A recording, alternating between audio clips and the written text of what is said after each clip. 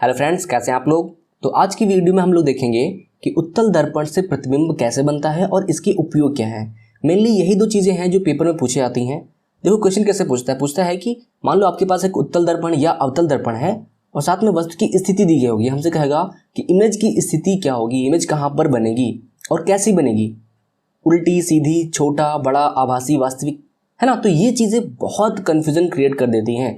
लेकिन अगर आपने मेरी पिछली वीडियो देखी होगी तो काफ़ी कुछ चीज़ें क्लियर हो गई होंगी अवतल दर्पण के बारे में, क्योंकि वहाँ पे मैंने अवतल दर्पण से प्रतिबिंब बनना सिखाया था और बहुत ही बेसिक चीज़ें वहाँ पे बिल्कुल क्लियर करा दी थी। और टोटल 6 कंडीशन इसकी बनी थी, वो मैंने ट्रिक से बता दिया था। ठीक है, तो ट्रिक्स याद रखा तो मतलब पेपर में गलती नहीं होगी, जल्दी हो जाएगा। तो ये चीज़ें अच्छी हैं, है ना। तो मैं हूं अनुपम राज, टीचरीफाई यूट्यूब चैनल में आप सबका स्वागत है। अगर चैनल सब्सक्राइब नहीं किया है तो सब्सक्राइब कर लें। आप किसी भी एग्जाम की तैयारी कर रहे हो, मेनली अगर टीचिंग की कर रहे हैं तो आपके लिए बहुत इंपॉर्टेंट है ये चीज़। क्लियर। तो आगे बढ़ने से पहले आप ये बताएं कि उत्तल दर्पण है क्या उत्तल दर्पण आपको पहचानना आता है। मान लो आपके पास एक नीचे 2 दर्पण दिए हुए हैं, 1 नंबर और 2 नंबर। ठीक है, इसमें से कौन सा हमारा उत्तल दर्पण है। अगर आपको पहचानना नहीं आता तो आप कैसे काम करोगे, तो इसके लिए आपको पिछली वीडियो देखनी पड़ेगी। वहाँ पे मैंने एक ट्रिक बताई थी चम्मच वाली। उससे क्या होगा कि आप कभी भी पेपर में या फिर कहीं भी भूलोगे नहीं, पहचान में आ जाएगी कि यार कौन सा उत्तल दर्पण है, कौन सा अवतल है। क्लियर। तो अब चलो आगे बढ़ते हैं।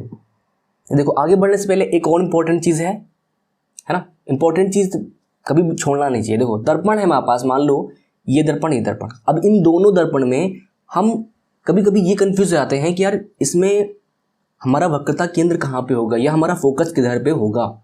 देखो लेंस में तो हमें दिक्कत नहीं होती, क्यों? क्योंकि लेंस में क्या होता है कि दोनों साइड फोकस होता है, इधर भी एक फोकस होता है, इधर भी फोकस होता है। लेकिन इसमें दर्पण में हमें दिक्कत हो जाती है, क्यों? क्योंकि इसमें एक ही साइड होता है। अब कैसे पहचानोगे, देखो जिस गोले से ये लेंस जो दर्पण है वो किसी गोले से काट के बनाया होगा, मैंने बताया था भाई। ठीक है, ये मान लो गोला है तो इसका जो केंद्र होगा, इस गोले का केंद्र ही हमारा वक्रता केंद्र कहलाता है। ठीक है, और इधर ही साइड इसके और इस पोल के बीच में हमारा एक कहीं पे फोकस होगा। तो समझ में आ गया, यानी गोले के अंदर ही होता है, इधर साइड में नहीं हो सकता, इधर साइड में नहीं हो सकता। ऐसे ही हमारा दूसरा जो हमारा वो हमारा दर्पण है, इसमें भी एक इसका गोला होगा जिससे काट के बनाया गया होगा।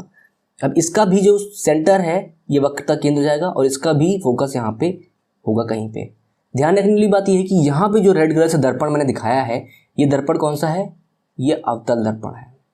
और अवतल दर्पण में जो सिल्वर कोटिंग होती है, जो हम कलाई करते हैं, वो बाहर की तरफ करते हैं, सर्कल के गोले के बाहर की तरफ।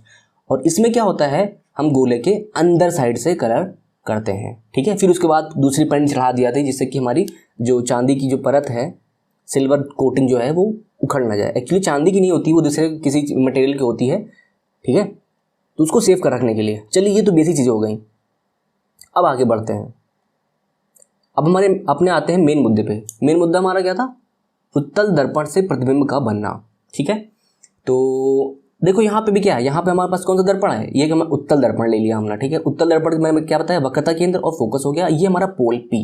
क्लियर। अब इधर तो हमारा सर्कल है, तो इधर वस्तु नहीं हो सकती। क्यों नहीं हो सकती, क्योंकि अंदर की साइड तो कलर्ड है, तो वस्तु इधर हो नहीं सकती, ऑब्वियस सी बात है। अपोजिट साइड होगी, बाहर की साइड, क्योंकि देखने का काम हम इधर से कर रहे हैं इसमें। और जिधर से हम देखने का काम करते हैं या जिधर हमारी वस्तु रखी होती है, ऑब्जेक्ट रखी होती है, उसको हम क्या बोलते हैं, द्वारक। तो इस उत्तल दर्पण का द्वारक बाहर की साइड होता है। क्लियर, इस एरिया में होगा, लेफ्ट से मान लो इसको, है ना, लेफ्ट की साइड में है। क्लियर। तो अब हम चलते हैं अपनी किरणों के लेके चलते हैं। ठीक है, अब किरणें अपनी लेके चलते हैं। पहली किरण जो होगी इस वस्तु से चलेगी समांतर। ठीक है, मुख्य अक्ष के समांतर चलेगी। क्लियर, चली गई इधर साइड। अब जो रेखा मुख्य अक्ष के समांतर आई है वो कहाँ से होके जानी चाहिए, रूल्स ध्यान रखो, फोकस से होके जानी चाहिए। तो भाई बिल्कुल सीधी सी बात है, फोकस से जाएगी, तो चलो फोकस लेके चलते हैं इसको। ठीक है, तो ये यहाँ पे कहीं फोकस इसका है, इसका मतलब है यहाँ पे फोकस था। तो देखो क्या यार, ध्यान रखने की बात यह है कि ये दर्पण है, क्या दर्पण के अंदर कभी भी रे घुस सकती है, नहीं घुस सकती, यही दिक्कत है यहाँ पे। तो इसका मतलब ये है कि रे अंदर घुसी ही नहीं है, टकरा के वापस गई है। तो इसका मतलब हम इसको डॉटेड करेंगे, ये वास्तव में नहीं घुसी है किरण। ठीक है, ये वास्तव में क्या हुआ है, ये टकरा के वापस आ गई है। टकरा के ये यहाँ से चली, टकराई, वापस आ गई। ये डॉटेड मैंने इसलिए बनाई है क्योंकि जाना यहाँ से चाहिए। अगर कोई रे होगी तो अगर समांतर आ रही तो फोकस से होकर जाएगी, आभासी रूप से जा रही है अंदर, ठीक है। अब एक दूसरी रे भी लेंगे, वो कहाँ से होकर जानी चाहिए, वक्रता केंद्र से होके, ठीक है। सॉरी, इसको मैं लाइन ले लेता हूँ, ठीक है, जिससे कि इमेज अच्छी बने अपनी।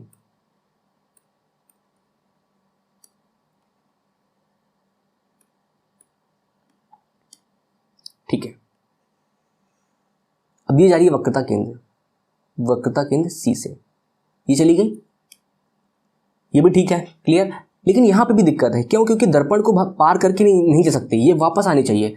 तो जब भी वक्रता केंद्र से कोई भी रेखा जाती है, कोई किरण जाती है, तो ये जाती है और टकरा के उसी डायरेक्शन में वापस आ जाती है, क्लियर। तो इसका मतलब ये अंदर नहीं गई, तो फिर इसका मतलब डॉटेड होगी, ये तो ये क्या होगी, डॉटेड होगी। तो इसको भी हम डॉटेड बना देंगे,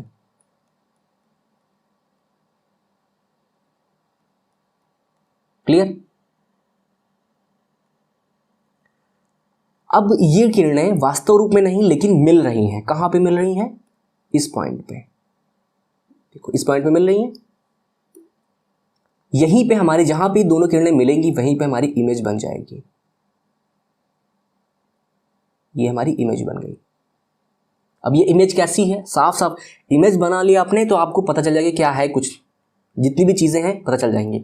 इमेज कैसी है, सीधी है, वस्तु से छोटी है, बन कहाँ रही है, दर्पण के अपोजिट साइड, मतलब वस्तु इधर रखी है, दर्पण के इधर बनेगी, कहाँ पे, फोकस, मुख्य फोकस और ध्रुव के बीच में, पोल के बीच में, है ना, P और F के बीच में बन रही है, ठीक है। तो प्रतिबिंब की स्थिति क्या है, P और F के बीच में है। कैसी बन रही है, सीधी बन रही है। आकार क्या है, वस्तु से छोटा है। और कैसी बन रही है, आभासी बन रही है। क्यों आभासी है, क्योंकि आभासी किरणों से मिलकर बना है, ठीक है, क्योंकि किरणें अंदर नहीं जा रही हैं, आभासी रूप से हम उसको मिला रहे हैं, जबरदस्ती कह लो, ये मतलब है। अब कोई दिक्कत है क्या इसमें? अब यहाँ पे समझने वाली बात यह है कि मैंने एक ही कंडीशन बनाई है, केवल एक कंडीशन। क्यों? क्योंकि इसमें ये होता है कि उत्तल दर्पण की बात ये होती है कि वस्तु आपकी कहीं भी रखी हो, चाहे वो आपकी अनंत पे रखी हो, चाहे वो आपकी जस्ट इसके पास में रखी हो, चाहे कहीं भी रखी हो, क्लियर। यही कंडीशन बनेगी हमेशा और यही चीजें आएंगी।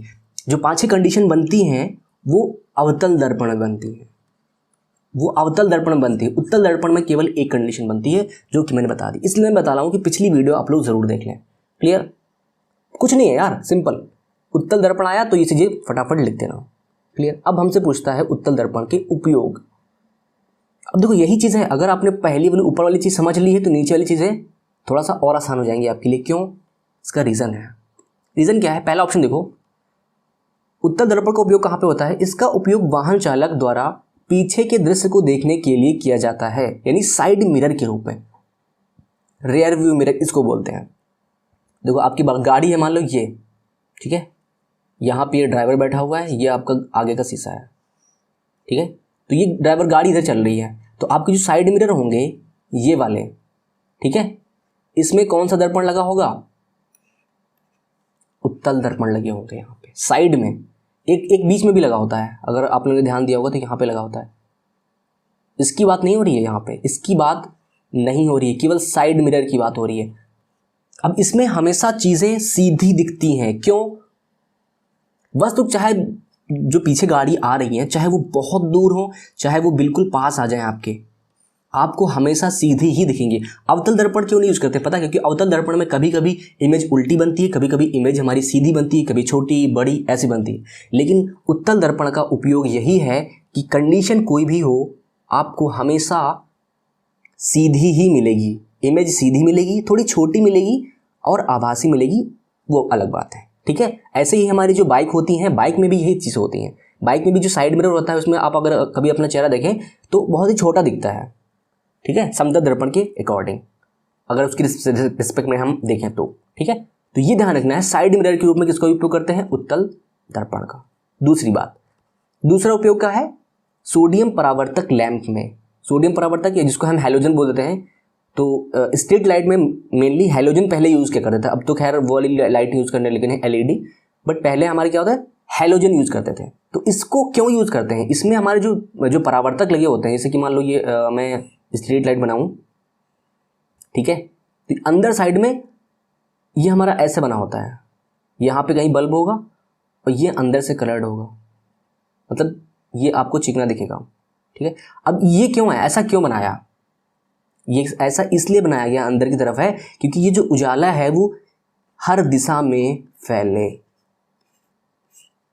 ठीक है, हर दिशा में फैले। अगर आपने पिछली वीडियो देखी थी वहां पे मैंने बताया था कि जब टॉर्च होती है, अगर आपके पास कोई टॉर्च है तो टॉर्च में हमेशा कौन सा यूज करते हैं, अवतल दर्पण यूज करते हैं। क्यों, क्योंकि अवतल दर्पण हमें जो टॉर्च में हमें रिक्वायरमेंट होती है बिल्कुल सीधे प्रकाश की, जो सर्च लाइट वगैरह होती है उसमें सीधे प्रकाश की रिक्वायरमेंट होती है, इसलिए हम अवतल दर्पण का प्रयोग करते हैं। और जो हमारा सोडियम परावर्तक लैंप है, स्ट्रीट लैंप पे क्या मतलब है भाई, ज़्यादा दूर दूर पर लगाएं और ज़्यादा दूर तक इसका प्रकाश जाए, इसलिए हम इसको उत्तल दर्पण का यूज़ कर रहे हैं।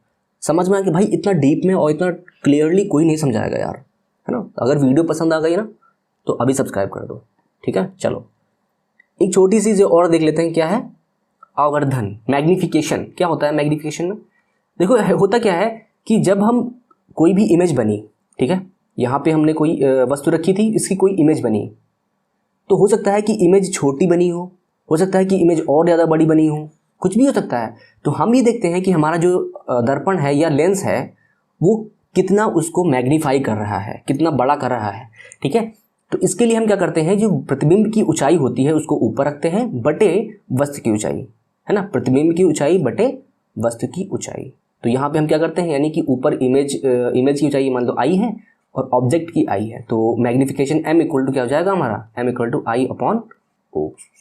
ये छोटी सी चीज़ है, हो सकता है पूछ ले, क्या भरोसा। तो इसमें केवल यही चीज़ें थी, बहुत ही छोटी शॉर्ट वीडियो थी, समझ में आ गया होगा। नेक्स्ट वीडियो जो हमारी होने वाली है, उत्तल दर्पण अवतल दर्पण से प्रतिबिंब का बनना। सॉरी यहाँ पे दर्पण नहीं, मैं दर्पण को तो पढ़ा ही चुका हूँ यार, अब लेंस की बात करेंगे।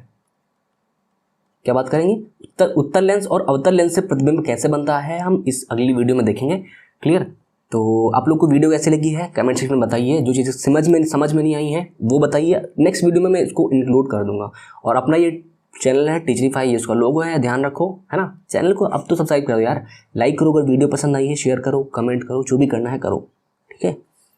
तो अगर आप सीटेट की या यूपी टेट, सुपर टेट या पीईटी, जो यूपी ट्रिपल एससी करवा रहा है, पीईटी अभी रिसेंट में उसका फॉर्म भी आ गया है, अगर आपको इन सब चीज़ों की तैयारी करनी है टीचिंग की, तो आपको 100% चैनल सब्सक्राइब करना चाहिए। क्योंकि मेरा खुद 3 बार मेरा सीटेट क्लियर है, 1 बार यूपी टेट मैंने दिया है, तो 1 बार मेरा क्लियर है अच्छे नंबर से। इसमें तो 130 है, फाइनल वाले थर्ड जो लास्ट टाइम मैंने दिया 130 है सीटेट में। तो ये सब चीज़ मैं आपको गाइड कर सकता हूँ कि यार कैसे नंबर लाने हैं, ठीक है। सुपर टेट मुझे देना खुद ही है, तो कुल मिला के तैयारी करेंगे, साथ में मिलकर पढ़ के अच्छे से पढ़ाई करेंगे। ओके चलो नेक्स्ट वीडियो मिलते हैं, तब तक के लिए गुड बाय, पढ़ाई करो।